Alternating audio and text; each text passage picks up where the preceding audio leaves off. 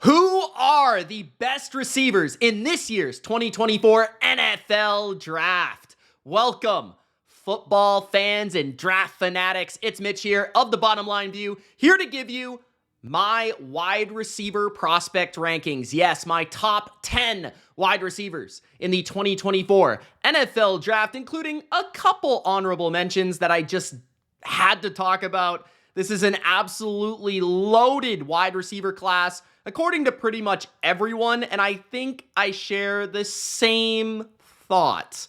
And we'll get to my rankings on how I would draft these wide receiver prospects in order of my personal preference. Obviously, some wide receivers are built to play on the perimeter, some for the slot, some can do it all. And I'll give you my opinion on where these players fit at the NFL level, what their biggest strengths are, what they need to work on, and where I believe they belong in the draft. So without further ado, let's get to my top 10. But before I do, GRONK spike the like button. Let me know you're enjoying this type of NFL draft content. And if we get to 100 likes, I will release my 50 favorite prospects from this year's NFL Draft in order.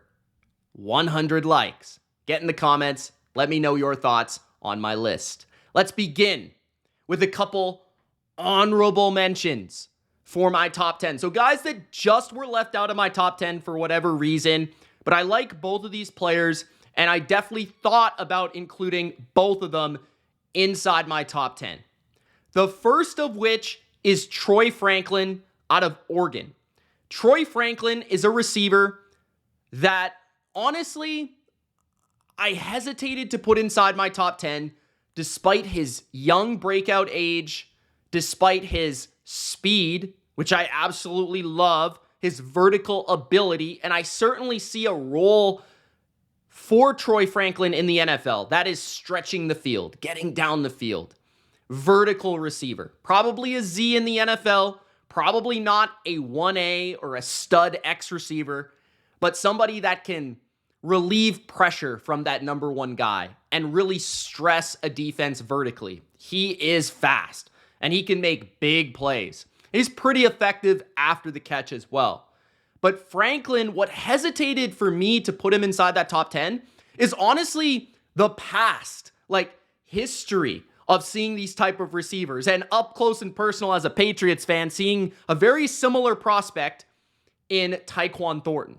Tyquan Thornton had blazing speed. I think Franklin's a better player. I think Franklin has better play strength. I think he's a little bit thicker. I think there's things that I prefer in Franklin over Thornton, but they have very similar vibes to them in terms of just, they're really, really fast, and they get down the field. And with free releases in college, and the way the college game is built, and the way that Oregon offense was built, dealing with contact, dealing with press coverage, dealing with things in the NFL that you're going to have to deal with just wasn't there for me to truly project Franklin as a really good player in the NFL. Now, I could be totally wrong about my comparison to somebody like Tyquan Thornton, and don't get me wrong, I am not trying to say that he is Tyquan Thornton. But I do see a world where Franklin just doesn't make it in the NFL because he's not great in contested situations. He's not great with people around him trying to catch the football in multiple, different spots, difficult positions in the middle of the field. He has a rather limited intermediate route tree. But there are things that I really like about Franklin, including first, again, the speed. He looks like a guy that runs a 4.25, but I believe he only ran a 4.4 at the combine. I'm not really sure why, but that was the case. His speed on film is ridiculous. Like, he runs by people consistently, and he runs past people consistently. I also believe that he explodes at the top of his break, specifically on in-breakers, extremely well. I could see him having a lot of success, not only pushing the defense vertical, but also on crossers and deep kind of dig routes and things like that at the NFL level. He is pretty tough, though, when he does get hit. I feel like it's not like he's soft. It's more so just his frame and his build. He gets a little bit alligator armish in terms of trying to catch that ball, but I could see a role for him in terms of being like a Christian Kirk, Will Fuller-esque player at the NFL level, where he can, work the 15 to 20 yard range pretty effectively. Possibly he can gain a little bit more experience and route technique for that 10 to 8 yard range as well. But his speed is absolutely deadly. And his release, I think, is really smooth. I think he is able to potentially at the NFL level be good at the line of scrimmage because of his feet and his ability to just explode rapidly. Like, his ability to get to top speed is extremely efficient. And I just love how quickly he's able to get to that max speed. He can run slants, hitches, goes, double moves pretty effectively, all that sort of stuff. I just think his ball skills, his physicality are the reason why I didn't put him inside my top 10. My second honorable mention before we get to the top 10, so basically this is a top 12, guys, is Malik Washington. This is probably not one that you guys expected. He played at Virginia in 2023. I like Malik Washington a lot. Now, maybe this is just a personal, viewing experience type of thing, but Malik Washington is not going to be inside a lot of top 10s or even top 12s because of his size. He is small. He's about 5'8", 194. But again, 5'8", 194. He is a thick, small receiver. And he is probably the best after the catch in this entire class in terms of avoiding, slipping, and running over people.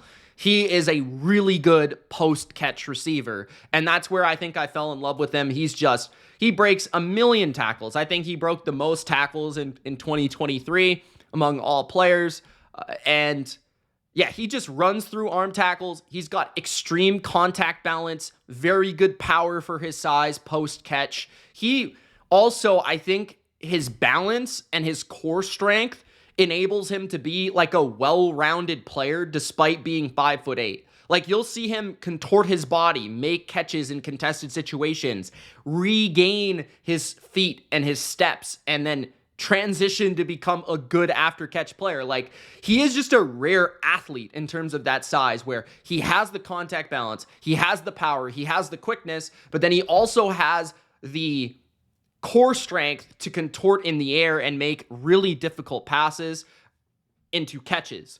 Then he's a pretty good screen player, really good screen player, a lot of screen catches. I want to say he led college football in receptions because of the amount of bubble screens and screens he was able to catch. He tracks the ball really well for a smaller receiver, in my opinion. He finds the hole against zone coverage really, really effectively. A guy that caught as many passes as he did obviously has this skill.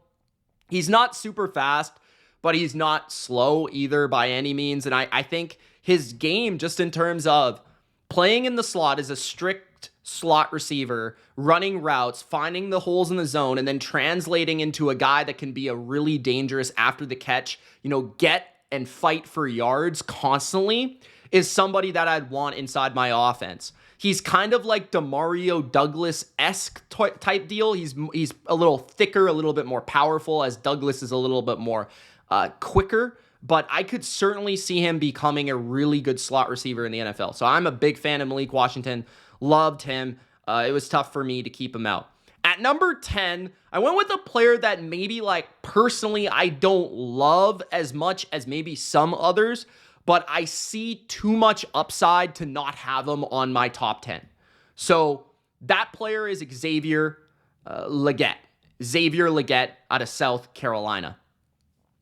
Xavier Legette is big and fast, and it's hard to teach big and fast. On top of that, you look at him, and in terms of looks at the wide receiver position, just the look of a DK Metcalf, AJ Brown-esque receiver, it's Legette, it's Brian Thomas. He's on the short list of guys that you look at and you're like, yeah, that is an outside receiver in the NFL in 2023 or 2024 or 2025. And that is the starting point of why I like him. But then you go to big, thick frame, 221. He bullies people down the field And maybe that is what allowed him to break out at a later age. He's a little bit of an older prospect, right? He's a fifth-year breakout, which isn't ideal. You'd prefer a guy to be younger.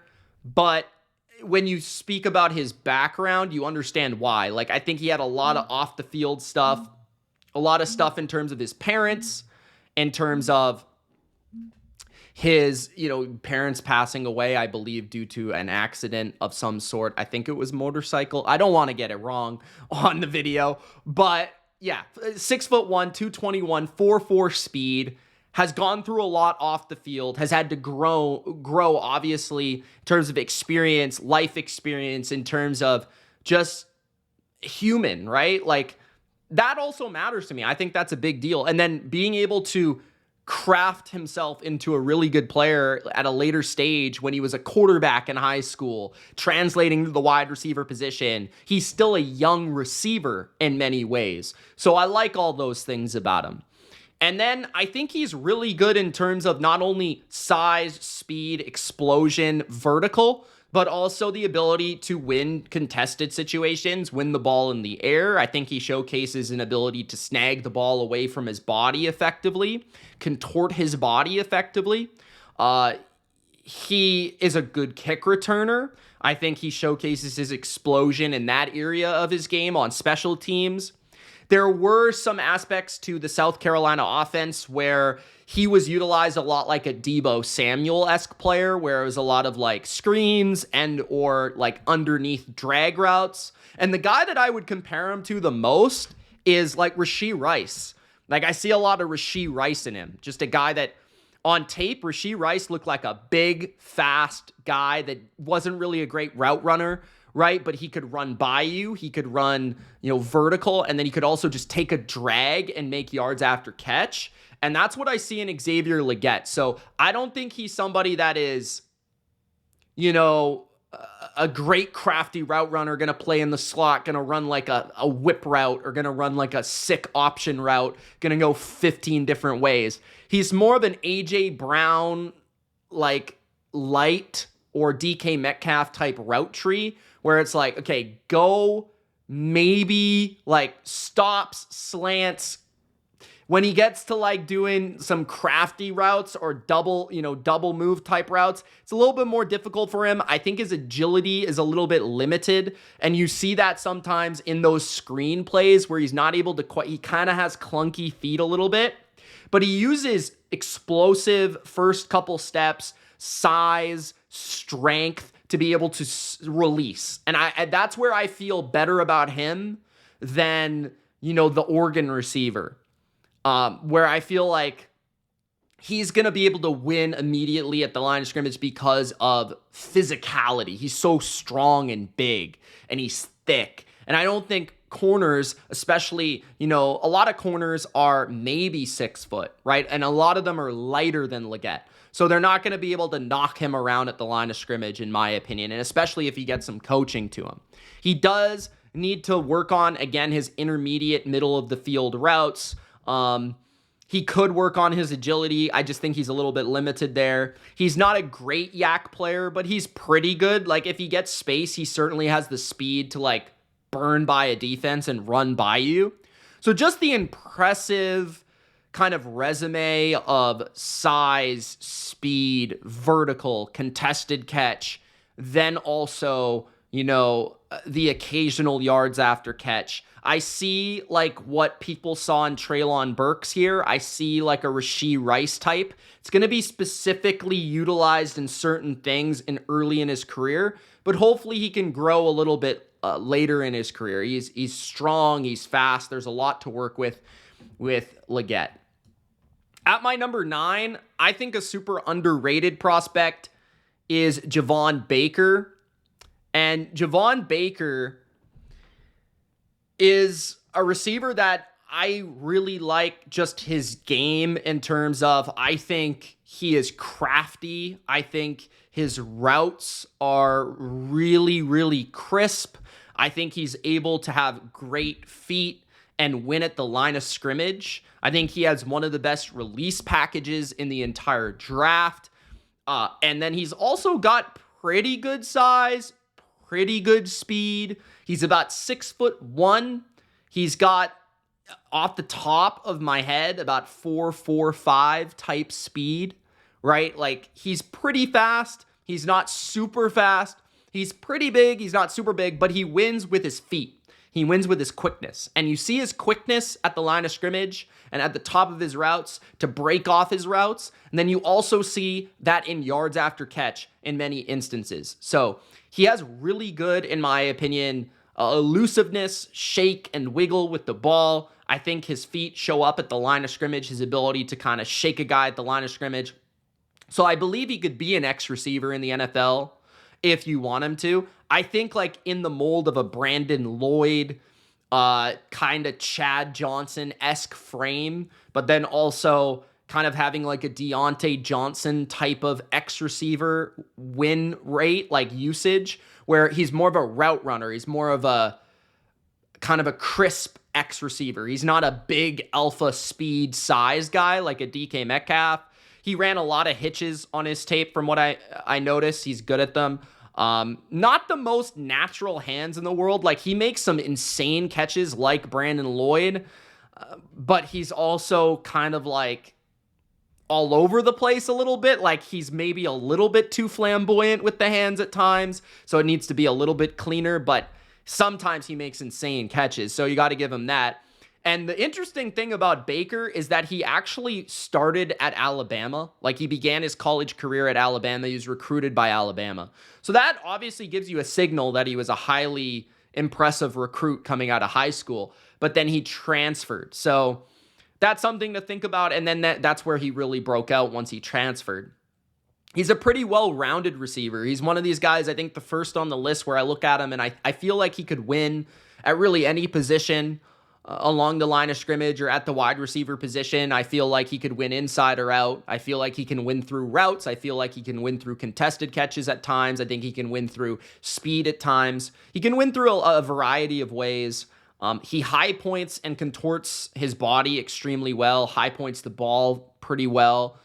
He had a really high yards per reception at 21.9, which is always pretty impressive to me. He had 56 contested catches in 2023 and 52 in 2022, which kind of makes it, pretty realistic that that's going to continue in certain ways where, like, he's a good contested catch guy. Like, he finds ways to get himself in positions to make those catches. He uses kind of every aspect of his body to release off the line of scrimmage, whether it be quick feet, whether it be head shakes, or, his shoulders to be able to get through that. His leaping ability is certainly very good. I'm not sure what it tested at, but it looked pretty good on tape. And yeah, I see him as just an underrated prospect that has a pretty well-rounded game and definitely has very detailed routes, which I love to see. And you'll see that you'll see that throughout the list. So at number 9, Mr. Baker. At number 8, Ricky Pearsall out of Florida. Ricky is a really good route runner and really crafty and super quick. His measurables, for a white guy, by the way, are extremely impressive. And this is what makes me believe that even as an older prospect, I think he's about 24 right now, so he's a little bit older, he's had more college ball. He is a really good athlete, which I think is going to allow him to succeed at the NFL level. 97th percentile vertical, 96th percentile 3-cone. So he is like wicked quick laterally and also can jump out of the gym. So he has two extremely good traits for a wide receiver in the NFL: leaping and agility.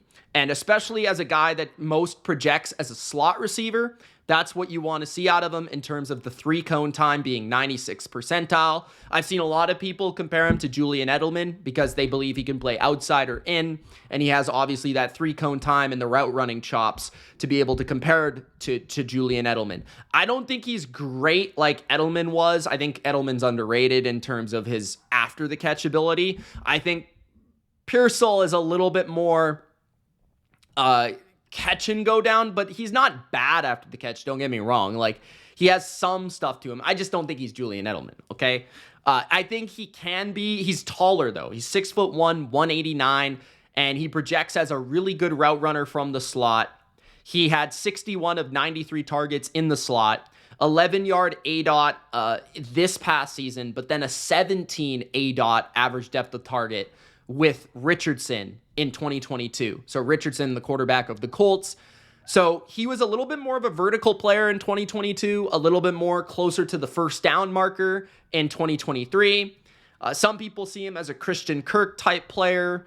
I think he's somewhere like he can run vertical and do those things. He's certainly a little bit more of a straight line fast than Julian Edelman, but he also has the quickness to be able to route you up too. So great hands. I mean, this guy has phenomenal hands. He makes this one catch where he like grabs it out of the air like this and gets crushed. I don't know how he did it, but it was insane. So he had some of the nicest catches. He can definitely, because of his hands and his belief in his hands, can make a catch and take a hit. But he's certainly an intermediate level type of player. I think he could play the Z. I think he could play the slot at the NFL level. And he caught 16 out of 17 of his 0 to 10-yard targets, which I think is a very high rate. So obviously speaks to his hands, speaks to his ability to get open and create separation early in the down and underneath. So there's a lot of things I like about him. Just that route running ability, the kind of understanding of where to kind of run your route into a zone and stop and be quarterback comfortable and all those things. And he doesn't have great thickness to him. I think that's something that, as a slot receiver, I'd like to see more in his lower body in terms of bouncing off people and all that stuff. But I think his ability to run routes at every level of the field, and you see highlights at every level of the field, and his ability to get open quickly. He was really good at the Senior Bowl in one-on-ones because of his savviness in his routes. And I think his physical profile on top of the tape makes me very confident that he'll at least be a good player in the NFL. He doesn't have nearly as many kind of projectables as kind of the other guys that are being discussed around him. So at number 8, Ricky Pearsall out of Florida. At number 7, Adonai Mitchell out of Texas. This one I think is a little controversial. I am a little bit lower on Mitchell than others. I do really see what people see, but I also see inconsistencies that make me worry. And there's a lot of people that are statistically driven or analytically driven that also don't love Mitchell because the analytics don't back up the tape in some instances.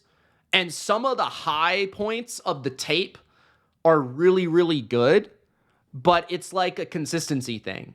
And then you kind of talk about what he said at the Combine, I believe it was, or the Pro Day, I'm not sure, where he basically says he doesn't run routes at full speed because he wanted to stay on the field for full drives. And you're like, well, that kind of makes sense because 4.34 does not really show up on his tape. But the things you got to like about him first and foremost, he's got really good size. I think he's about 6'3", 6'4". He ran 4.34. So right there, 6'3", 6'4", 4.34. That's an X receiver in the NFL. And then you combine that with the fact that, okay, he was a young early declare. He's very young. He's got a lot of room to grow. He was at Georgia and transferred to Texas. So 2 big-time programs. Was really good, I thought, especially later in the season at Texas. And showcased against high-end opponents his ability to run routes. I think his blend of size, speed, and then feet are extremely rare, on top of his contortion ability, his body control.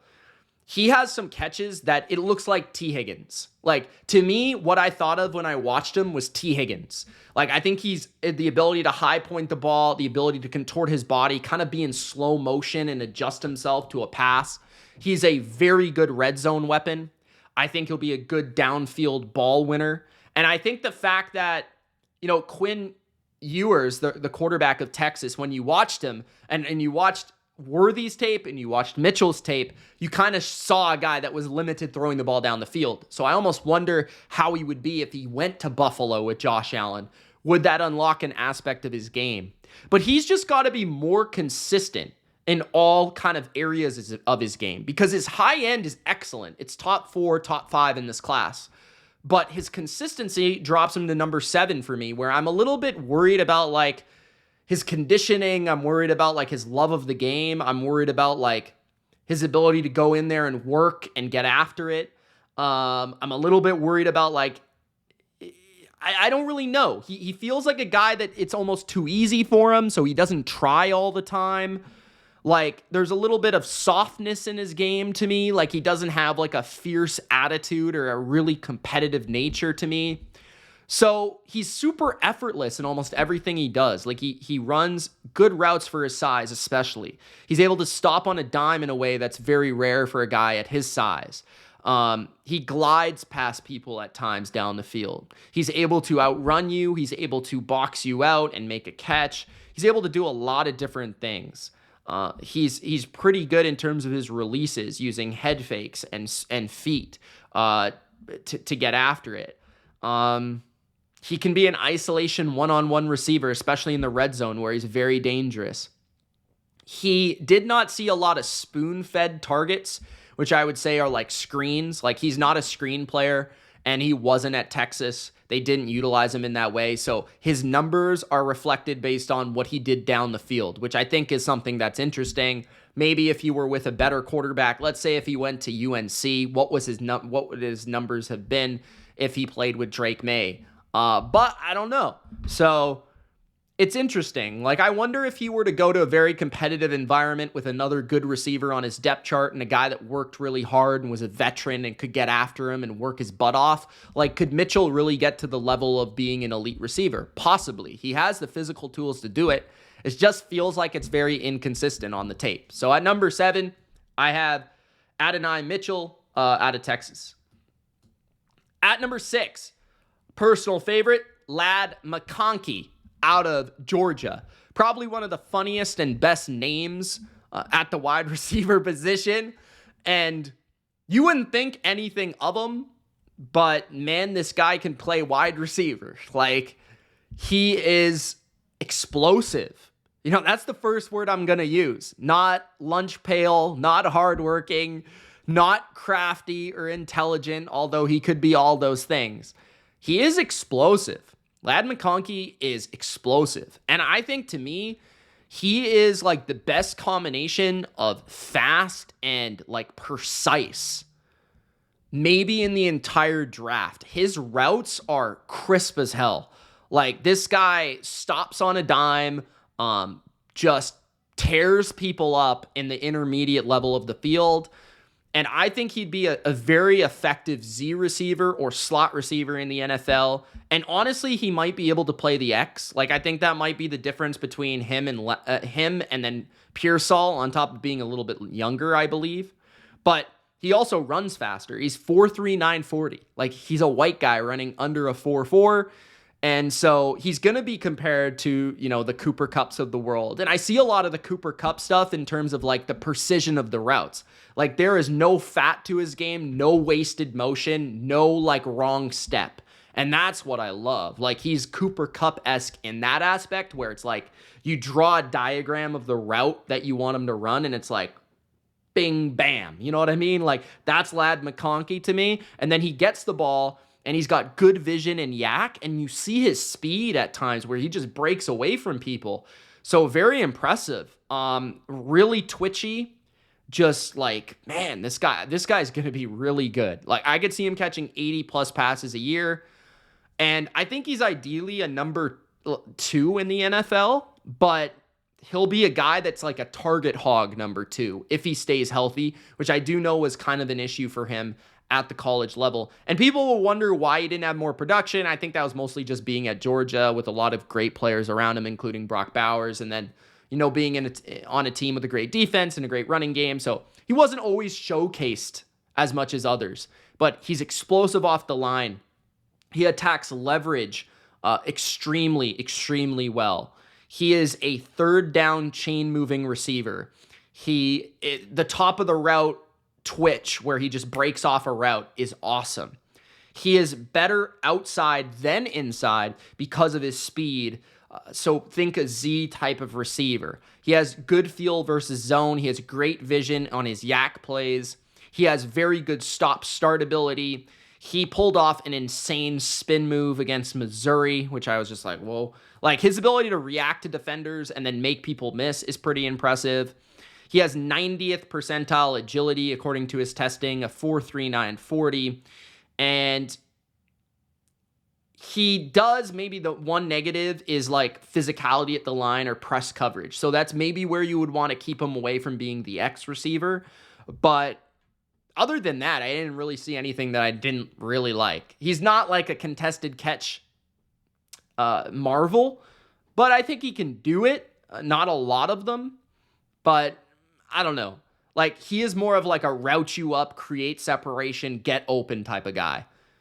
And that's where you would maybe see a comparison to somebody like Cooper Kupp. But that's what I see with Lad Mcconkey is that speed, quickness, twitchy, great route runner at number 6.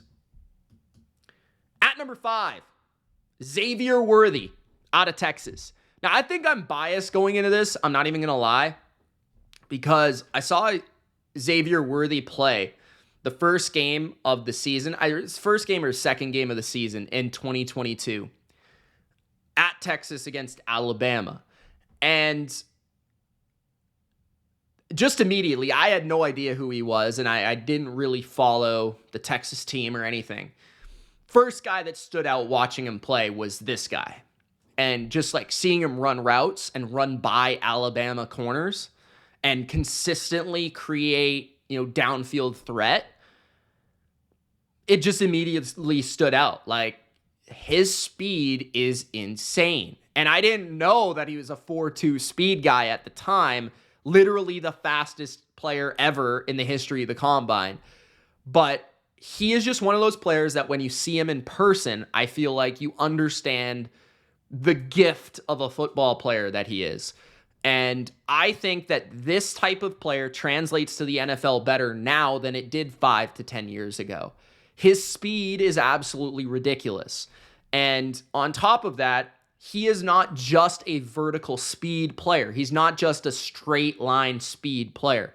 He has that Jalen Waddle, Tyreek Hill combination where it's like speed and quickness, which makes somebody like insanely fast.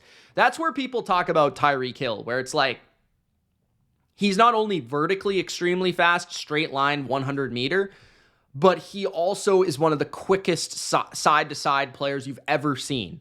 And Xavier Worthy is capable of being straight line fast, stop on a dime quick, and also can make you miss. And then also on top of that, he's not soft. He has like a little bit of toughness and power to his game. Like, there's times where he looks to run people over. Maybe it's not the smartest thing to do, but he tries to do it. Sometimes he actually does run you over. So his like speed and his strength from just his size, he's small, but he's not like super small. I think he's 5'11", 5'10". So he's not super short, but he's like 175, okay? So he's not big.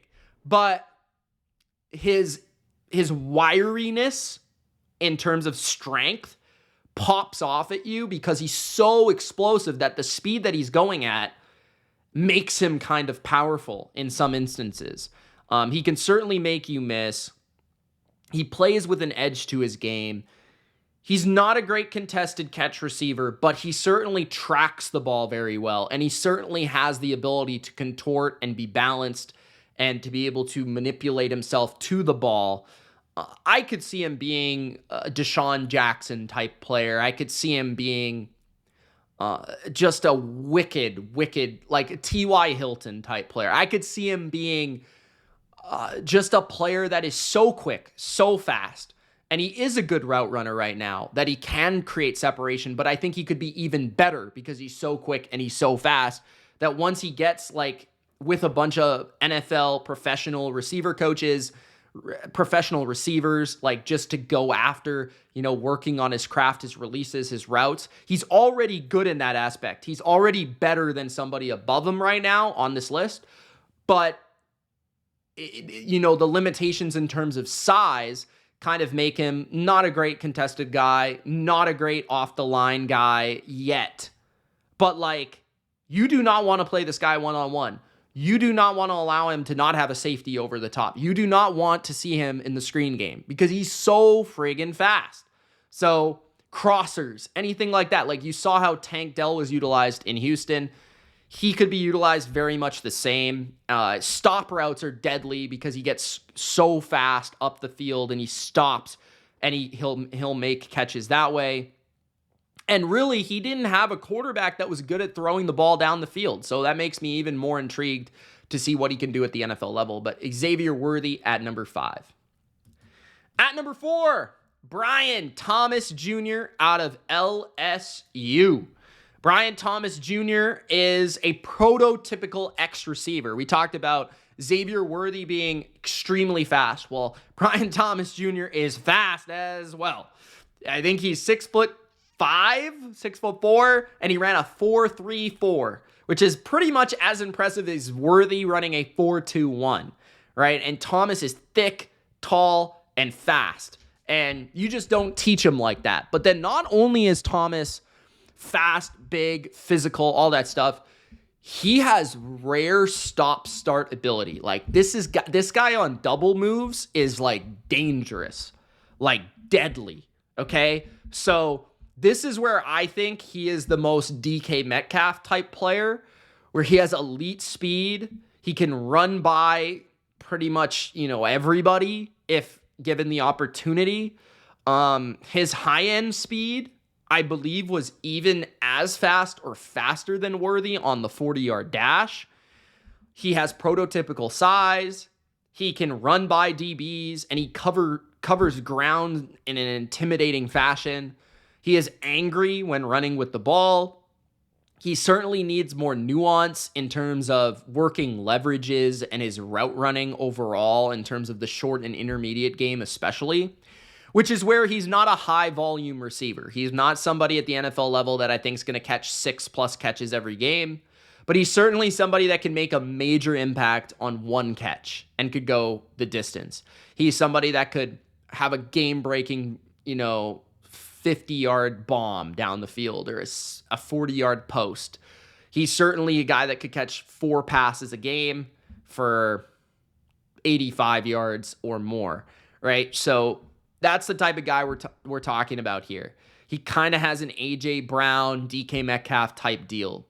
But what I really think sells me with him is not only the size, the speed, and the production at LSU, but also that stop-start ability where he has twitch that just translates to his routes on tape, and it's transcendent in terms of you do not see guys this quick and twitchy at that size. It's just freakish. So in many ways, there are Christian Watson-esque traits to him, right? Tall, fast, twitchy, which is what I really liked about Christian Watson and nicknamed him the Freak. This guy is more the beast, Brian Thomas, but not a great 50-50 guy, I would say. Like, you would like him to be a little bit better in that aspect as a guy that's as big as he is, but it's not like he has bad hands. It's just like there's other guys in this class that are better at 50-50 balls, which is what is going to get us to number 3. Thomas is really good. I think he'll be a number 1 receiver in the NFL. There are 4 of those in this class. At number 3, Rome Odunze out of Washington. Rome is just, to me, like not as explosive or dangerous as Brian Thomas. So I could understand why others may have Thomas above just for that elite high-end explosiveness. But in terms of just a guy that can do everything well, it's hard to kind of pick apart Rome Odunze's game at Washington, including his character, which I've heard is extremely high. And you even saw that at the Combine, where I think he just continuously tried to outdo himself on the shuttle drill. But in terms of his ability, he is an X receiver that can kind of beat you in all way, shapes, and forms. He can win contested catches, which he had the highest rate of contested catch wins at the college level last year, a ridiculous rate of 75%, which is insane.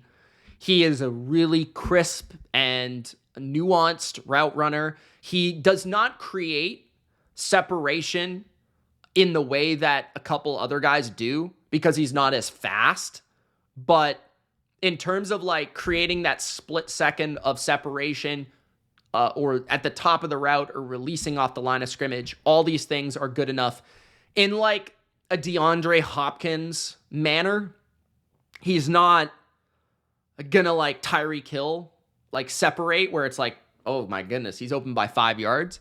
But in terms of like getting open enough and running routes well enough and crafty enough to where he can get open, and then of course, if it does become a contested situation, he has proven that he's great in that aspect.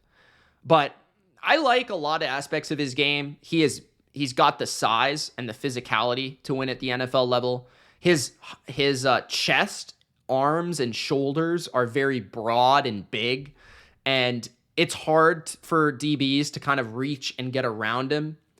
He's got really strong hands and a big upper body, which allows him to make a lot of contested catches, inside the numbers catches. Like, I could see him dominate opponents like a Larry Fitzgerald or a DeAndre Hopkins in his career, where he not only can line up out wide and get vertical and has good enough speed at 4.47 to do that. Not true elite speed, but good speed and good route running ability, but then could also move inside. And because of his savviness, smarts, IQ, and then also just hands and size, he can kind of box you out and make a lot of plays in the inside. So, and then on top of that, he is kind of like nasty to take down in the open field. He's got good size lower body, good size thighs, a thick, just a tough body to take down. It feels like he'll stiff arm you. Like, it's hard to get him down at first tackle. He's not a guy that's going to catch the ball and blow by you for a 70-yard touchdown, but he's somebody that can catch like a 15-yard in route and then make it 25 yards because he'll break the first tackle, and then it will take another guy to bring him down. So, yeah, truly dominant in college and a demanding double team type of receiver. And I think at the NFL level, he might be that as well. I see him as a DeAndre Hopkins, Allen Robinson type of player, and I think he's going to be really, really good. He's played 4 years in college, but he's only 22. At number 2, Malik Nabers out of LSU. Malik Nabers is one of the biggest freak shows you'll ever watch at the college level at the wide receiver position. And for many out there, they're probably like, wow, I'm surprised, Mitch, that Malik Nabers is not your number one, just because that's the type of receiver you typically like. There's one aspect that kept him from being the number one receiver, but pretty much everything else I love about Malik Nabers. He reminds me of a DJ Moore, Odell Beckham, Jalen Waddle, and even Jamar Chase. He is 6 foot, 199, so about DJ Moore size. He is fast and explosive. He is a 4.35 guy and 99th percentile game speed.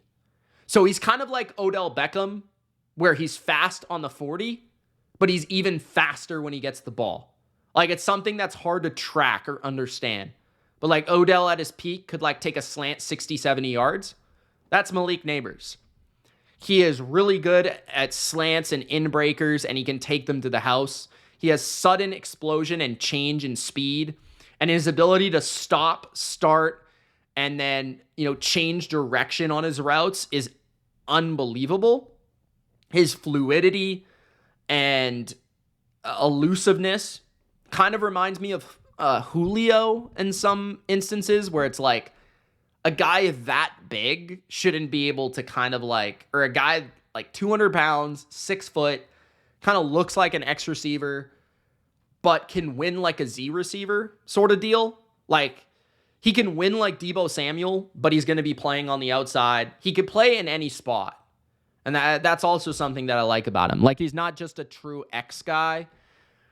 His run after the catch is the most dangerous in the entire class. And I think the one area where he understands better than anybody is his translation from receiver to runner is the best in the class. Like his ability to feel opponents around him, catch a curl route and turn the corner is extremely good. And it's really hard for guys to take him down in open space. Sometimes it feels like he does some unnecessary, like flamboyant stuff with his routes or releases that are sort of unnecessary. That's at least what I saw. I don't think he has like ridiculous, relentless physicality. He's not going to like overpower you and bully you all the time. He's more about quickness, speed, route running, more so than like a DK Metcalf. He's not going to bully you. But he does have some kind of moments where he reminded me of Ja'Marr Chase, and I'm not sure if it's just the uniform, but there's like plays that they'll give him in terms of like end around type deals or like touch passes or screens and stuff like that, handoffs, where he kind of like gives me Ja'Marr Chase vibes where it's like effortlessly getting by the first guy, making another guy miss and getting a first down. And you know how the Bengals use Chase where it's like he's like a glitch on 3rd and 4 because they give him like a screen and he'll just get the first down. That's kind of Malik Nabers on what he gave me in that instance. He's a number 1 receiver in the NFL. You can use him as an X or Z. He can play and threaten down the field and from the slot. He can take handoffs, go in motion, and take screens like all at a high level. He creates yak. He's a beast. 4th most missed tackles in the class, and I believe out of all the guys above him, he had the highest ADOT out of all of them. He's really good, and he has the ability to contort his body down the field, especially when it comes to over-the-shoulder catches, to be able to make those catches. The one area where he's not number 1 is contested catches. I think that he's just not maybe big enough, like tall enough, to be able to be an amazing contested catch artist. I think there's a receiver that's much better than him at that, or 2 receivers. I think Odunze is also better. But his explosiveness and his route running and his ability to separate is probably the best in the class. Probably. So, like, if you wanted to put him first, I could understand it. But I just think there's a more nuanced kind of NFL-ready, just ridiculously high IQ receiver. That is my number 1. And that is Marvin Harrison Jr. out of Ohio State. I was a big fan of his dad. So I'm aging myself a little bit, at least towards the end of his career. I always loved watching Marvin Harrison back with the Colts. And I think Marvin Harrison Jr. is very similar. Although I kind of get more vibes of, like, the guy that I thought of the most is Davante Adams when I watched Marvin Harrison. First of all, beyond the physical tools, which I think are certainly there, he has size. I think he's 6'3", and he has speed. Although it's not always shown on film, he has probably 4.4 speed, I would guess. Maybe a little bit better. Like, there are plays where he breaks away from people in open space, and he's clearly very fast. But the biggest area where I think Marvin Harrison is going to be amazing, his IQ as a receiver and the details of his game, from the releases and the plethora of releases to the routes to the stop, like to the feeling of zone, to the ability to stop, to the ability to work leverage, all these aspects, it feels like he's been playing in the NFL for 10 years. Like, his IQ level is insane. So you can just see it in every aspect of his game. And I think the area where he is a receiver that he is always open. Like, you can throw the ball in anywhere in his vicinity and he'll come down with it. He has made some of the most insane catches I've ever seen. His ability to contort his body and get to the football and high point the ball and win a one-on-one in the red zone, win a deep fade, back shoulder, anywhere on the field. He is going to be able to make that catch. And then not only that, but he can separate through his route running, through his releases especially. And there's plays where at times he wins the release, and then the corner will gain steam on him, and then he'll beat him on the route. Like, he'll beat him twice on the same play. And I think, honestly, his worst moments in his college career are simply because he wasn't always trying. I honestly believe that. I think that he got bored. And I think the quarterback play was certainly worse in 2023. But yeah, I think the only areas of weakness are he is not the most dangerous yak receiver. He doesn't have incredible speed, but he has very good speed. And that's probably it. That's probably it. But going through my notes, doesn't break as many tackles or make as many people miss as you would like. Not a huge yak threat. More contested catch and a route runner. He always played well against Michigan. They had a tough time with him. Reminded me of Davante Adams. Uses his body well to shield and also be physical to create separation. Has the ability to hang in the air like Michael Jordan. Catches the ball at every level. Underneath crosser, hitch route, option route, out and corner route, posts, goes, everything. He seems frustrated at times by his quarterback. I also wrote that down. Finds open space as a runner pretty well. They call him Maserati Marv for a reason. He makes his quarterback right more often than any receiver. So the quarterback will throw a terrible pass. Even CJ Stroud, like, he would be late on a throw, and he'd still make the catch 2 feet down in the end zone. Very good plant and turn separation, especially on corners. Can make catches with the defender all over him. I saw that consistently. His slants are ridiculous.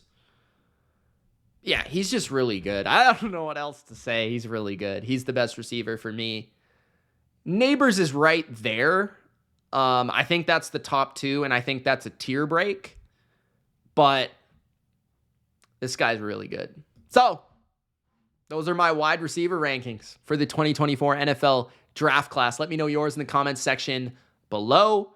100 likes for my top 50 prospects in this year's class. Thank you guys so much for watching. It's Mitch of the Bottom Line View.